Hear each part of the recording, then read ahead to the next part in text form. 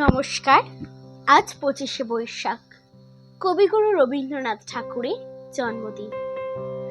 1268 বঙ্গাব্দের 25শে বৈশাখ কলকাতার জোড়াসাঁকো ঠাকুর পরিবারে কবি জন্মগ্রহণ করেছিলেন। কবির এই জন্মতিথিতে কবিকে শ্রদ্ধা জানিয়ে তারই লেখা একটি কবিতা আমি আপনাদের পাঠ করে শোনাবো। কবিতার নাম রবিবার। সোমমঙ্গল বুধেরা সব আসে তাড়াতাড়ি, এদের ঘরে আছে বুঝি মস্ত হাওয়া গাড়ি। রবিবার সে কেন মাগো এমন দেরি করে?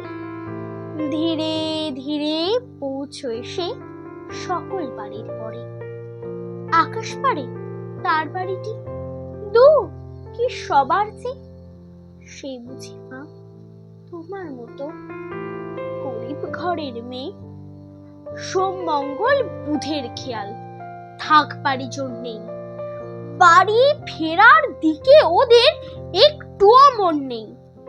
রবিবারকে কে যে এমন বিষম তাড়া করে, ঘন্টাগুলো বাজায় যেন আধ ঘন্টার পরে। আকাশ পারে বাড়িতে তার কাজ আছে সবচেয়ে, সে বুঝি মা তোমার মতো গরিব ঘরের মেয়ে।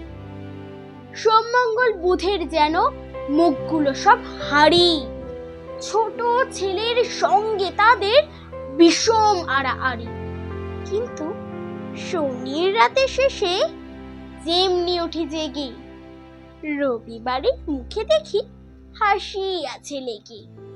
যাবার বেলায় যায় সে কেঁদে মোদির মুখ চেয়ে, সে বুঝি মা তোমার মতো গরিব ঘরের মেয়ে।